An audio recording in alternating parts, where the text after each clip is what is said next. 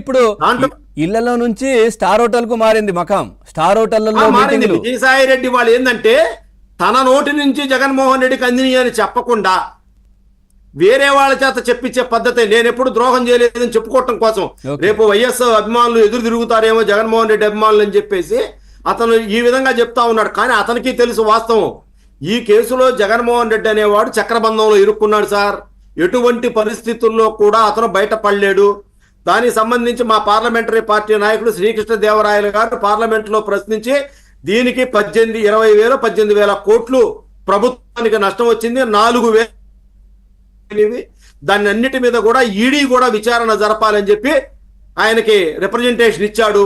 త్వరలో వాళ్ళు కూడా రాబోతా ఉన్నారు.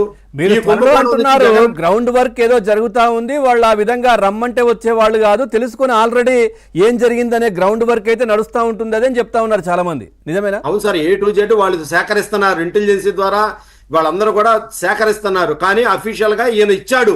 ఏ విధంగా జరిగింది అనేది ఇప్పుడు సిట్ తేలుస్తుంది. ఈ సిట్ తేల్చిన దాని మీద ఖచ్చితంగా వాళ్ళకి A to Z రికార్డు అరటికాయ ఒలిచిపెట్టినట్టు ఈడీ వాళ్ళకి ఇస్తారు. మళ్ళీ వాళ్ళ అరెస్టులు వేరుగా ఉంటాయి. ఇవాళ జగన్మోహన్ రెడ్డి అనేవాడు ఎక్కడికి పోలేడు, ఎక్కడికి తప్పించుకోలేడు. కాకపోతే రాష్ట్ర ప్రజల మనసుల్లో ఉన్నది ఏంటంటే ఇది కూడా ఏమైనా అవినాష్ రెడ్డి అరెస్ట్ లాగే జరుగుతుందా? దేశ అత్యున్నత దర్యాప్తు సంస్థ అయినటువంటి సిబిఐ నేనేదో కోర్టులో కూడా చెప్పారు, మేము అరెస్ట్ చేయబోతున్నాం అవినాష్ రెడ్డిని అని. ఏమీ చేయకుండా కేవలం శాంతి భద్రతల సమస్యను సాకుగా చూపించి అబాసు పాలైంది. అలా ఏమైనా అబాసు పాలవుతారో చూడాలి. ఎందుకు అవుతుంది? రాష్ట్రానికి సంబంధించిన ఇష్యూ కదా ఇది. ఇక్కడ సిట్ అధికారులు ఎంక్వైరీ చేస్తా ఉన్నారు. అవునండి, ఇక్కడ ప్రభుత్వం చర్యలు తీసుకుంటుంది. దానికి సంబంధం ఎట్లా ఉంటుంది? అవినాష్ రెడ్డి ఇష్యూ వేరు కదా. అదే సార్, ప్రజలు ఏంటంటే రకరకాల అనుమానాలు.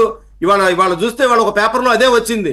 విజయసాయి రెడ్డి ఏ విధంగా తప్పుకొని జగన్మోహన్ రెడ్డిని ఇరికించాలనే దాంట్లో అతను అనేక రకమైనటువంటి కుయుక్తులు బన్నుతా ఉన్నాడు. నేను అనేది ఎక్కడంటే విజయసాయి రెడ్డి అనేవాడు కూడా తప్పించుకోకూడదు.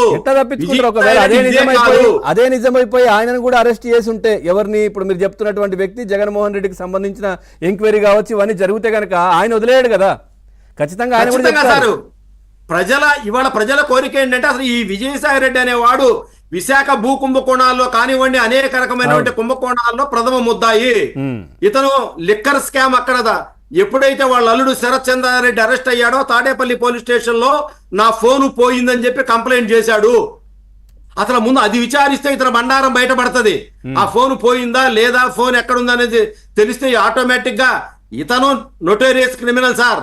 ఇతను ఏదో కాదేది అవినీతికి అనర్హం. ఇతను ఖచ్చితంగా ప్రతి దాంట్లో 5 సంవత్సరాలు అతని పాత్ర ఉంది. జగన్మోహన్ రెడ్డికి జైలు మెట్టి ఇతను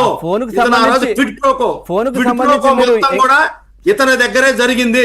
ఇతను వైఎస్ కుటుంబానికి గత 25-30 సంవత్సరాల బట్టి దోపిడీ ఏ విధంగా చేయాలి, అల్లిబిల్లి కంపెనీలు ఏ విధంగా సృష్టించాలి, షెల్ కంపెనీలు ఏ విధంగా పెట్టాలి, డబ్బులు ఏ విధంగా హవాలా రూపంలో జగన్మోహన్ రెడ్డికి చేరాలి అని చెప్పి ఓ పెద్ద పన్నాగము కుట్ర చేసిన వ్యక్తి ఇతను మనం ఎట్టా వదిలేస్తామండి? ఇప్పుడు ఇతను ఖచ్చితంగా కనుక అప్రూవర్ గా మారినా కోర్టు ఒప్పుకోదు. ఇతని గత చరిత్ర చూస్తుంది కోర్టు. ఇతని గత చరిత్ర చూసి ఇతను అక్యూజ్డ్ గానే అరెస్ట్ అవుతాడు. కాకపోతే 2 రోజులు అటు ఇటుగా అరెస్ట్ అవుతారు. ఇది 164 రికార్డ్ అయిపోగానే అందరూ జైలుకి వెళ్ళక తప్పదు. అంటే ఇప్పుడు అంత పెద్ద ఇష్యూ కేసు, దానికి సంబంధించి దస్తగిరిని ఒప్పుకున్నారు కదా సార్, మరి ఇక్కడ ఎందుకు ఒప్పుకోరు? దస్తగిరిని ఒప్పుకున్నారంటే దస్తగిరి మొత్తం రికార్డ్ చేయించి దస్తగిరి ఏ విధంగా చేశాడో దస్తగిరిని రికార్డ్ చేయించారు. దస్తగిరి గత చరిత్ర ఏందో మనకు తెలియదు. మరి గత చరిత్ర కూడా అతను క్రిమినల్ అయితే యాక్చువల్ గా మరి అన్ని పోట్లు వేసాను, ఇంత నరికాను అంటే ఇది పెద్ద కాన్స్పిరసీ కాబట్టి అతను తీసుకుంటే ఉండొచ్చు. కానీ విజయసాయి రెడ్డి విషయంలో మాత్రం అది జరగదు. అది ఒక చెప్తాను దానికి దీనికి తేడా. ఇది రాష్ట్ర ప్రభుత్వానికి 20,000 కోట్లు నష్టం వచ్చిన నేరం ఇది. అక్కడ ఒక వ్యక్తి హత్యకు గురి కాబడ్డాడు. అది ఆర్థిక నేరము, ఇది ఆర్థిక నేరము. అది హత్యా నేరము. ఇది కూడా హత్యా నేరమే కాబట్టి- సార్. ఈ లిక్కర్ కూడా హత్యా నేరమే. రాష్ట్రంలో హత్యా అవును. నేరమే. నిజంగా చెప్పాలంటే ఎన్నో కుటుంబాలు వీధిన పడ్డాయి, ఎంతో మంది ఇంటి పెద్దను కోల్పోయారు, ఎంతో మంది యువకుల జీవితాలు నాశనం అయిపోయాయి. ఇది కూడా హత్య రాజకీయమే. హత్య చేశారు ఇక్కడ కూడా. లేదు సార్, అది హత్య కాదు, దీని మీద హత్యలు అంతే. ఒకటి కాదు, దీని మీద కూడా పిల్లు వేయబోతా ఉన్నారు, అంతే. దాని మీద రికార్డ్ తయారు చేస్తా ఉన్నారు. జగన్మోహన్ రెడ్డి హయాంలో మద్యం ఏ విధంగా తయారు చేశాడు, ఇప్పుడు ఇది ప్రూవ్ అయితే ఈ స్పిరిట్, ఈ కుంభకోణం ఆదాన్ అనేది అంత బోగస్. ఆదాన్ డిస్టిలరీస్ వీళ్ళు ఎక్కడైతే పులివెందుల్లోనో నెక్స్ట్ స్టేజ్ ఏంటంటే ఎక్కడ ఈ మద్యం స్పిరిట్ కలిపిన మద్యం ఓన్లీ స్పిరిట్ తో తయారు చేశారో అది వస్తే ఖచ్చితంగా ఈ మద్యం ప్రియులు కేసు పెట్టడం జరిగింది. రాష్ట్ర వ్యాప్తంగా గవర్నమెంట్ హాస్పిటల్, ప్రభుత్వ ఆసుపత్రుల్లో లివర్లతో చనిపోయారు. ఎప్పుడు కూడా